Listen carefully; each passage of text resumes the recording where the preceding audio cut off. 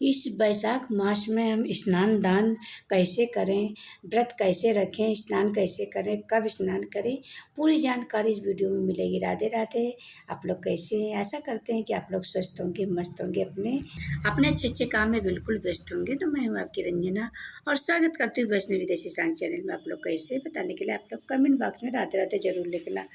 तो देखिए, ये जो बैसाख में आप को मैं बैसाख का वीडियो लेके आई हूँ और बैसाख में हमको व्रत कैसे करना है, स्नान कैसे करना है, दान कैसे करना है, किस चीज़ का दान करें, किस चीज़ का ना करें, कैसे दान करें, पूरी जानकारी डिटेल से इस वीडियो में आपको मिलेगी। अगर वीडियो अच्छी लगती है तो आप लोग वीडियो को लाइक करिएगा, शेयर करिएगा, कमेंट करिएगा और कमेंट में आप लोग राधे राधे जरूर लिखिएगा। जो लोग हमारे चैनल पर नए हैं, चैनल को सब्सक्राइब कर दे, बेल आइकन को जरूर प्रेस कर दे, जिससे वीडियो की नोटिफिकेशन आप सबके पास सबसे पहले पहुँचे। तो चलिए चलते हैं। देखिए, जो ये बैसाख मास है, इसमें स्नान और दान का बहुत ही महत्व माना गया है, क्योंकि ये जो जैसे कार्तिक मास में स्नान का बहुत महत्व होता है और माघ महीने में स्नान करने का बहुत ही महत्व होता है, नदी सरोवर और गंगा जी में स्नान करने का बहुत ही महत्व होता है। तो इसी प्रकार ये बैसाख मास का भी हमारे विष्णु जी ने इसको ये विशाखा नक्षत्र पड़ने के कारण इस महीने को, इस मास को बैसाख मास कहा गया है। तो ये बैसाख मास और ये जो माघ मास है और जो कार्तिक मास है, तो ये हमारे हरि विष्णु को बहुत ही प्रसन्न है, बहुत ही फलदायी है ये महीना। तो इसमें क्या दान करें, क्या ना दान करें, व्रत कैसे करें, स्नान कैसे करें, क्या करना है, क्या नहीं करना। तो देखिए, जैसे कि आप लोग कार्तिक मास में करते थे कि ब्रह्म मुहूर्त में उठना है, सूर्योदय से पहले उठना है। तो आप देखिए अपने घर की, अगर आपको पूरे महीने का व्रत रखना है और जो लोग व्रत रखते हैं, जो लोग व्रत नहीं रखते हैं, तो उनको ऐसे कैसे फल मिले स्नान करने का। और जैसे मान लो आप लोग मासिक धर्म में हैं तो क्या करें, क्या ना करें। तो देखिए, बैसाख मास में आपको क्या करना है, जैसे आप नदी सरोवर नहीं जा सकते हैं, नदी सरोवर और गंगा स्नान करने का बहुत ही महत्व होता है। जैसे कार्तिक मास में होता है और हर पूर्णिमा को होता है और इसमें जो माघ महीने में होता है, तो उसी तरह बैसाख मास में, क्योंकि ये हमारे विष्णु हरि का बहुत ही प्रिय महीना है। तो इसमें स्नान दान का बहुत ही महत्व होता है। तो हमको क्या करना चाहिए, आप सुबह उठ के पहले आप अपने घर की साफ सफाई, पहले आपको सुबह उठ के पहले बिस्तर पर ही क्या करना है कि हमको क्या कहना है, अपने बैठ जाना है उठ के और अपनी हथेली गर्म करना है।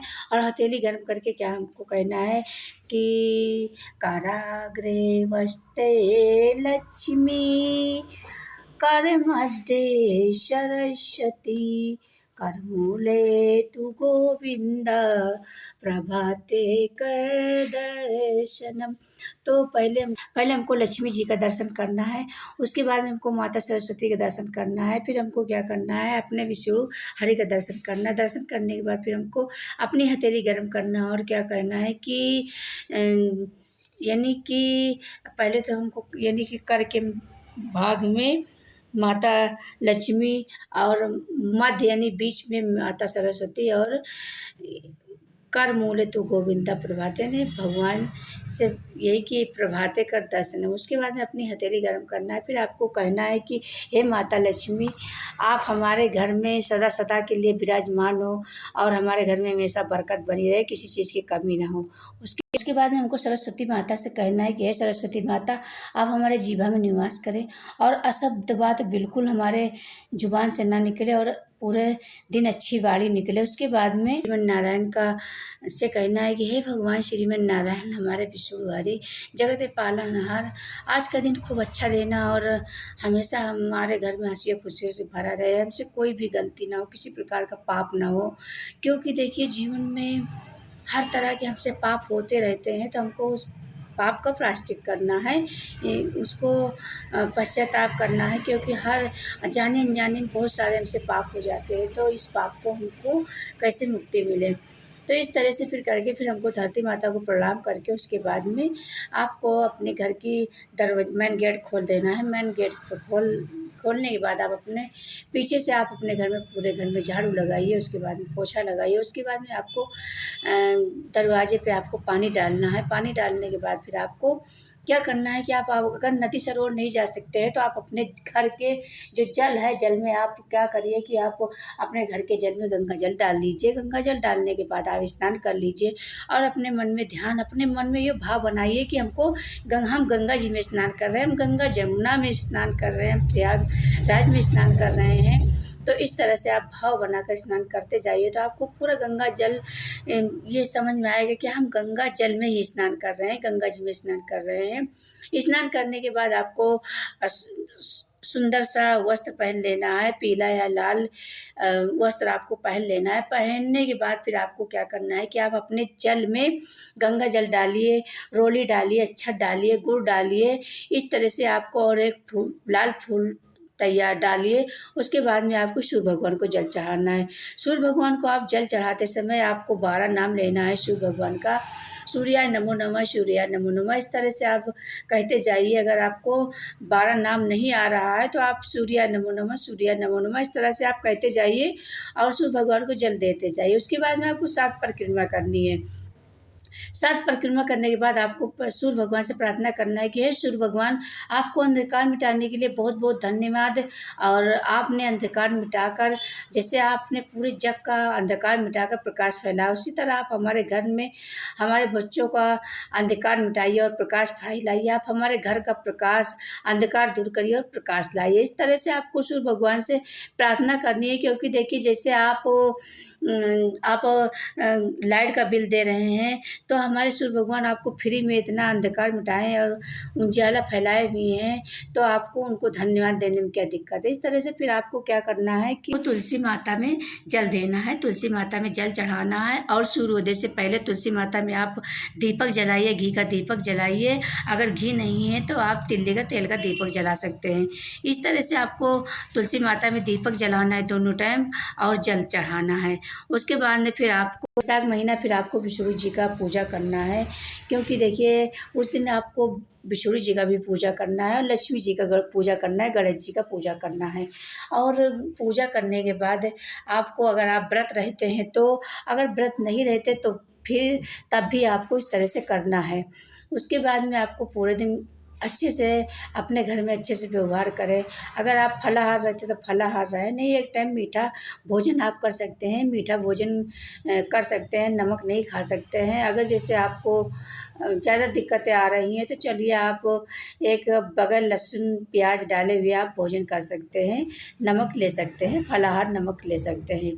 तो इस तरह से आपको पूरे वैशाख महीना में व्रत रखना है। व्रत रखें तो व्रत रखें और नहीं तो आपको इस तरह से। उसके बाद में आपको पीपल का ज़रूर इसमें पूजा करना चाहिए। पीपल वृक्ष का पूजा करना बहुत ही अच्छा होता है।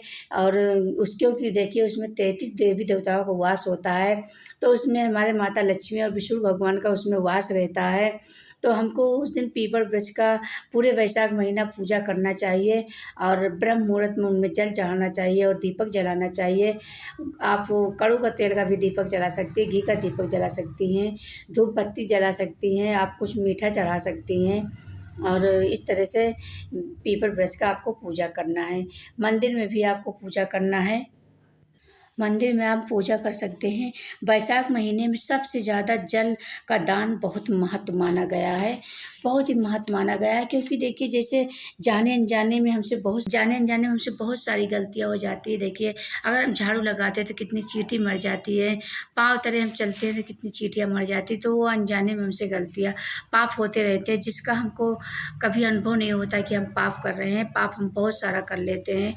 तो इसको हमको पाप हटाने के लिए, मिटाने के लिए हमको वैशाख में ये नियम का पालन करना है, दान जरूर करना है। क्योंकि देखिए वैशाख महीने में जल का दान का सबसे ज़्यादा महत्व माना गया है कि जल का दान करिए। तो आपको जल का दान कैसे करना है, जैसे आप अपने ही घर से जल का भरा घड़ा हो, जो है घड़ा है, घड़ा भर कर और आप किसी को दान दे सकते हैं, ब्राह्मण को दान दे सकते हैं, किसी ज़रूरतमंद को दान दे सकते हैं, किसी गरीब को दान दे सकते हैं। 5 घड़े का तो नियम माना गया है। जैसे आपको नहीं 5 घड़ा हो सकता तो आप 1 दान भी कर सकते हैं, बहुत ही श्रेष्ठ रहता है ये दान। तो इस दान को आप जैसे अमावस के दिन कर सकते हैं, पूर्णिमा के दिन कर सकते हैं, और एकादशी में भी आप दान कर सकते हैं जल का, क्योंकि देखिए बैसाख महीने में सबसे ज़्यादा जल का दान बहुत ही महत्व होता है। आप और किसी प्यासे को पानी पिला दीजिए तो कहते हैं कि उसका दुगना फल आपको प्राप्त होता है इस बैसाख महीने में। तो बैसाख महीने में आप लोग जल का ज़रूर दान करिए। जल के दान के साथ साथ जैसे आप मंदिर में आप जल का दान कर सकते हैं। जैसे आप जल में आप चीनी डालकर और आप शरबत भी पिला सकते हैं, बच्चों को पिला सकते हैं जितने ज़रूरतमंद है मंदिर में। और अमावस के दिन ही आपको इस करना है। तो देखिए इस महीने को, इस माह, ये जो बैसाख मास को ये माधव नाम से भी जाना जाता है, क्योंकि देखिए हमारे विष्णु हरि ने इसको माधव के भी नाम से जाना जाता है। माधव नाम भी इस महीने का, बैसाख मास में माधव का भी नाम रखा गया है, क्योंकि देखिए ये भगवान विष्णु का ही महीना माना गया है। ये माघ पूर्णिमा से लेकर जो माघ पूर्णिमा है बहुत महत्वपूर्ण होती है, और ये जो कार्तिक पूर्णिमा है वो भी बहुत महत्वपूर्ण होती है, और ये जो बैसाख की पूर्णिमा है ये भी बहुत महत्वपूर्ण मानी गई है। तो इसमें आप जल का दान कर सकते हैं। जैसे आपके यहाँ मौसमी फल है, जैसे आप सब्जी में टमाटर है, आलू है, पपीता है, फल में पपीता है, आम है, तो जितनी मौसमी फल है, खरबूजा इतने समय आता है, तरबूज आता है, तो ये सब आप दान कर सकते हैं। आप सब्जी मसाला का दान कर सकते हैं। 1 महीने आपको दान करना है और व्रत भी करना है। जो लोग व्रत नहीं रखते वो भी नियम करें। इसमें स्नान और दान का बहुत ही महत्वपूर्ण है। तो किसी प्यासे को आप ज़रूर पानी पिलाइएगा, जहाँ तक हो सके तो आप गाय को पानी पिलाइए, और गाय के जैसे बछड़े को पानी पिलाइए, और घड़े का तो ज़रूर दान करिएगा। नहीं है तो आप एक ही घड़े का दान करिए, क्योंकि देखिए बैसाख महीने में ये घड़े का दान बहुत ही महत्व माना गया है। तो और आप जब दान करें तो अनाज का दान का बहुत ही महत्वपूर्ण होता है। तो आप जैसे दाल दाल चावल, कच्चा दाल ले सकते हैं, कच्चा चावल, सब जैसे सब्जी रख लें। उसके बाद में आपको क्या करना है कि आप मसाला ले सकते हैं, हल्दी ले सकते हैं, काली मिर्च ले सकते हैं, धनिया ले सकते हैं। इस तरह से आप जीरा ले सकते हैं। सारा मसाला आपको दान करना है। खटाई भी आप दान कर सकते हैं। खटाई, क्योंकि देखिए सूखा दान नहीं किया जाता है, तो खटाई ज़रूर दान करना चाहिए। और जल का दान तो बहुत ही महत्वपूर्ण होता है बैसाख महीने में, क्योंकि इस मास को माधव नाम से भी जाना जाता है। माधव यानी हमारे हरि विष्णु का एक नाम माधव भी है। श्री कृष्ण भगवान ने माधव के नाम से विष्णु भगवान का ये माधव नाम भी रखा है। तो इस तरह से आप बैसाख में व्रत करके, पूजा करके, आराधना करके ज़्यादा से ज़्यादा आप मंत्रों को जाप करना है।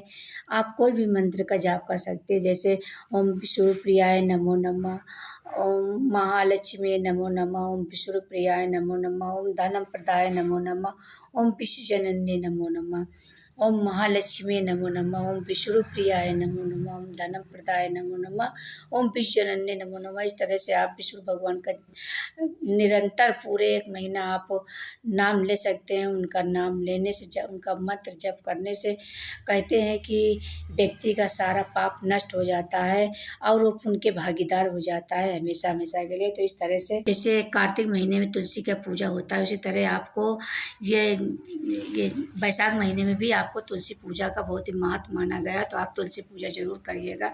तुलसी पूजा आप करके आप अपने दुखों से निवारण कर सकते हैं। जैसे आपको कहते हैं कि जितना आप पूजा करेंगे उसके 4 गुना फल आपको प्राप्त होता है। तो आप सूर्योदय से पहले दीपक ज़रूर जलाइएगा, और सूर्योदय से बाद में दीपक शाम को जलाइएगा। अगर आप नहीं जला सकते तो शाम को आप दीपक जला सकते हैं बैसाख महीने में, क्योंकि देखिए बैसाख महीने में तुलसी पूजा का भी बहुत महत्व माना गया है। तुलसी पूजा का, केला वृक्ष का, और पीपल वृक्ष का, वट वृक्ष का, ये सब वृक्ष का बहुत ही महत्व माना गया है जल चढ़ाने का। और आंवला वृक्ष का, ये सब पूजा करना चाहिए। इसमें ज़रूर जल चढ़ाना चाहिए। आप एक टाइम, दोनों टाइम नहीं जल चढ़ा सकते तो सुबह ज़रूर चढ़ा सकते हैं। सुबह आप ब्रह्म मुहूर्त में ज़रूर आपको जल चढ़ाना चाहिए। तुलसी माता में 1 हो गया, और देखिए केला का पेड़ 2 हो गया, और जो बट का पेड़ वो 3 हो गया, और ये जो पीपल वृक्ष का है इसमें 4। तो आपको इस तरह से आपको जल चढ़ाना है। आप मंदिर में भी शिवलिंग में जल चढ़ा सकते हैं। बैसाख महीने में आप जितना जल चढ़ाएँ, आप नीम के पेड़ पर भी जल चढ़ा सकते हैं, क्योंकि देखिए नीम के पेड़ पर भी हमारे माता जी का, लक्ष्मी जी का हमेशा वास रहता है।